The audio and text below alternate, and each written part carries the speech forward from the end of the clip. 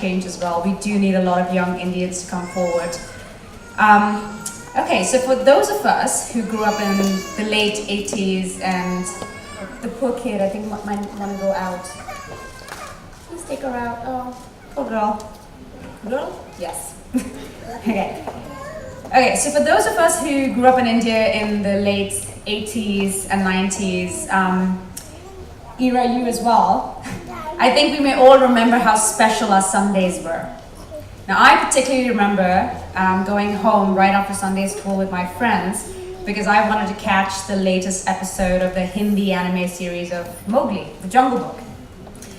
Now, while we were watching this series, kids, parents, all of us, we were all rooting for Mowgli. Why? Because Mowgli was fighting for his place with the wolves, and Mowgli was also fighting to save the jungle from hunters and poachers. Basically, we were all rooting for him because it felt so intimate and personal. So what happened exactly to all of us as we became adults? Now, undoubtedly, our responsibilities changed and they skyrocketed. But we still haven't identified as one particular responsibility as truly ours. We have, in a way, grown so distant from that childlike ability to connect with everything as our equal, as one of us. And the biggest of all disconnects is, sadly, Mother Nature. So in December 2018, just a few months ago, I visited Agra and New Delhi for a reconnection trip with my home country, India.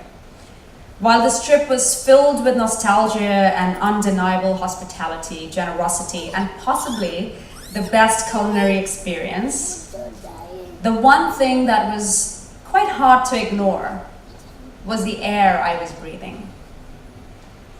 On one little trip to Chandni Chowk in New Delhi, my cycle rickshaw driver told me that his lungs were so badly impacted from the polluted winter air that it had cut down his productivity to earn by half.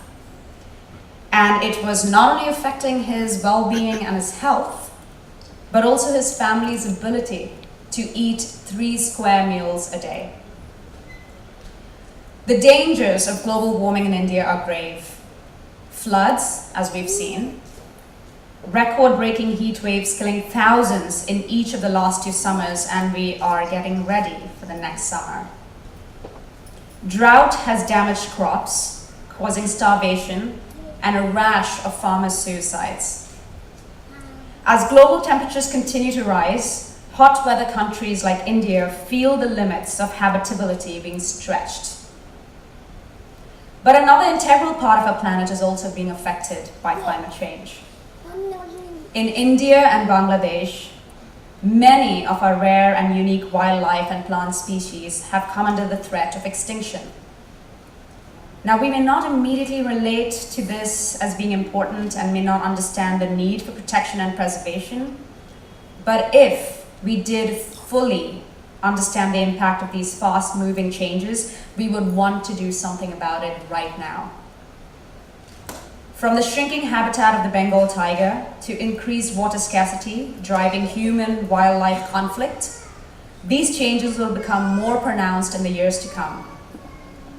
So I've been learning a lot about this human-wildlife biodiversity connection in my role as Ambassador for Wild Edens.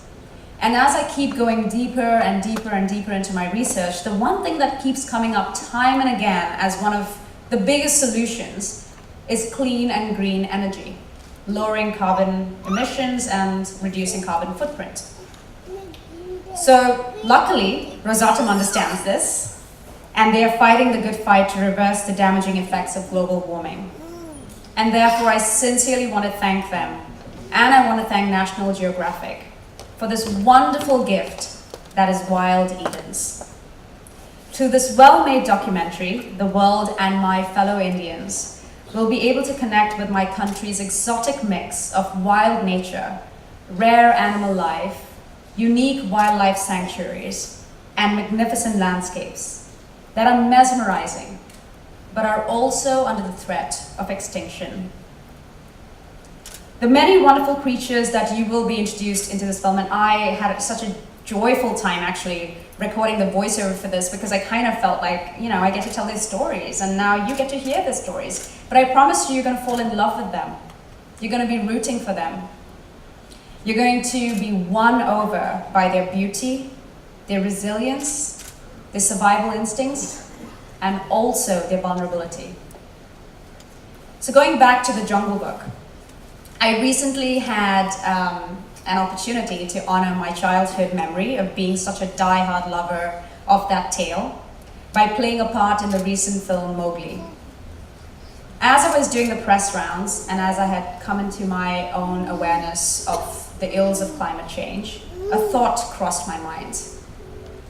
What if there came a day that I had to tell my grandchildren that the only way they will ever know who Shere Khan truly is through an image in the storybooks or the brilliantly engineered motion capture version in my film?